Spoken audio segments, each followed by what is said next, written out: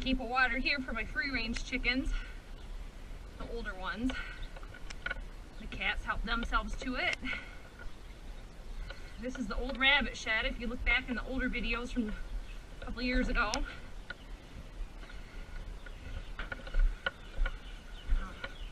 Probably the hardest part about this pregnancy has been pulling this farm.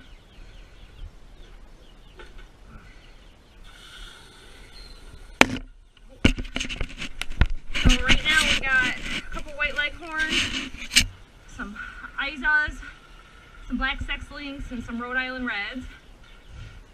And these guys are about 8 to 10 weeks old now, I guess. And they're not using the heat lamps anymore, they're just left here for them. And I use these 5-gallon buckets that we have nipples on the bottoms. It allows me to expand and give them as much water as they need in the hot weather. Skip a day if I need to, like with the pigs, which is always helpful.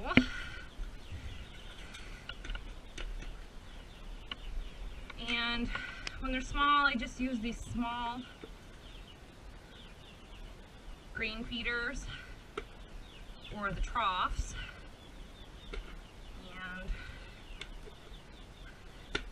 I've been actually having a little bit of a hard time with these feeders with the grain getting stuck, because grinding whole corn, you get pieces of cob. Okay, so we raise these for the freezer, and we, of course, get too many, and it allows for, like right now, you can see some feathers here on the floor. The cats have been coming in through the back. I got a chicken wire device up there, but the door's rotted out and it has to be rebuilt. So temporarily, I got this hardware cloth. We're going to put some hardware cloth up there and keep them from coming back in. Because I think between the amount of cats, which is why I feed the cats, keeps them out of trouble, there's 1 or 2 getting in here every day.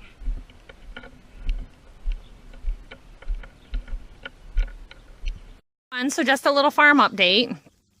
I went to bed early a couple of nights, and I had noticed that the cats have been getting in here, so this back section on the outside, I had put a layer of chicken wire up on the outside because they had chicken wire on the inside, but they were pushing in. So it was pretty well secure. And about 2 days later, I came out, didn't hear much going on, and there's this pile of poo sitting here. Pile of feathers. There was like a foot, and every one of my baby chicks that I got for my birthday is gone. So today's one of the less hot days, so we're gonna scoop this all out and get this bedding in the compost pile. There's no use in leaving it and having to deal with it with a baby around. Being pregnant, a dust mask is a real good idea, but you can see here I had this, we've got the 2x2 grid, and I had this propped open and forgot to come in and shut it. So whatever it was not the cats. They would not have killed like 40 chickens in one night.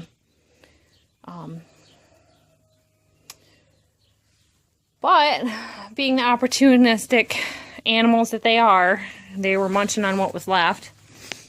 So a little clean out, not terrible concerned about it. I sold a few and it ended up paying for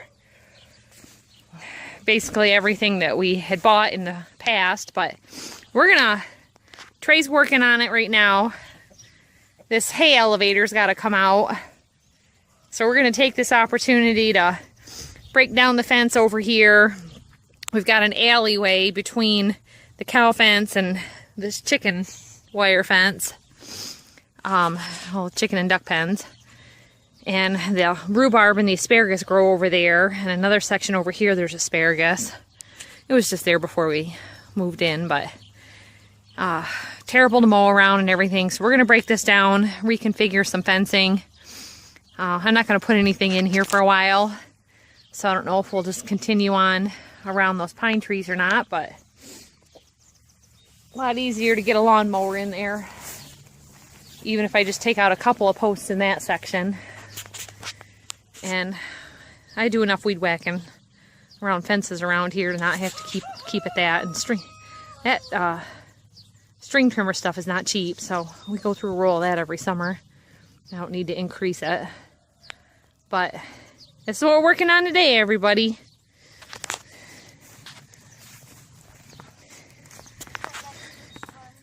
Yeah. You keep practicing. He's on his first post, so they're wanting, the wires are wanting to snap on him. This one's been up for about 4 years now, and it was just thrown up real quick. So if we put it back up, we'll do a little better, make it a little more secure. Maybe put wire on top, because that would have prevented our issue. And speaking of the opportunistic guys, that's Ricky, that's Callie. They're seeing if there's anything left. So, off with my jobs. I gotta go get some chicken wire. The ducks got a hole in their pen yesterday. Whatever it was, there was one chicken left here. I put her in with the ducks, and it's been a week now. And they have a hole in their fence now that when we moved the cows, it kind of got a little hole in it. But I forgot to put them in one night this week. And she was gone, that little chicken. So no more forgetting. There's not going to be anything left. And I got 46 ducks right now, so I want to save them. So chicken wire is just wound and twisted in between the little honeycomb styles right here. And that's the only thing that holds it together. In my chicken coop in the barn, raccoons had worked on it for several days and got it untwisted. This is hardware cloth, and it is welded, just like your fence, so it's much stronger. I've got a roll each, so I'm going to use the chicken wire. The chicken wire here is all over the rest of the coop, and I'm going to use this hardware cloth on the lower section. That's about 3 feet high, and I think that's just enough to do the whole bottom. Oh, so I'm on with it. We'll see you next time, everybody. I'm just doing some evening chores, and I realized that I had made a video showing you that I had lost my baby chicks, and this is the duck pen that used to be the hen house. The whole enclosure is done in chicken wire, and we had some areas where I just used a staple gun with this, a hand staple gun for doing hardware stuff. And some of the areas on the bottom were giving me trouble, and we had tear outs or blowouts. And when we transferred the cows from the door on the other side of this through, one of them ran right into this.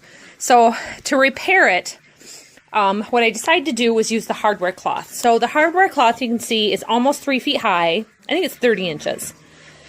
And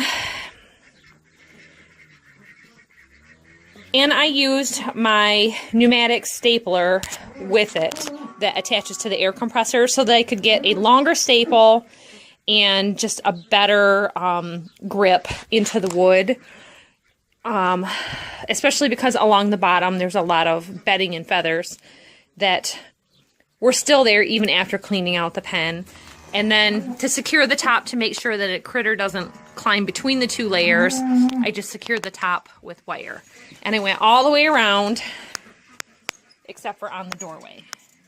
So that's the new secure addition for the ducks so that we don't lose those to the predators. And we haven't lost any of them yet. But the one little chick that had survived, the one night I didn't close it up, she got taken. And there was nothing but her wings left in the morning. So we still haven't lost a single duck to the predation at all. And now that the place is all mowed, they don't have their hiding spots that they had before either. So that's the update on that, everybody. Thanks for watching.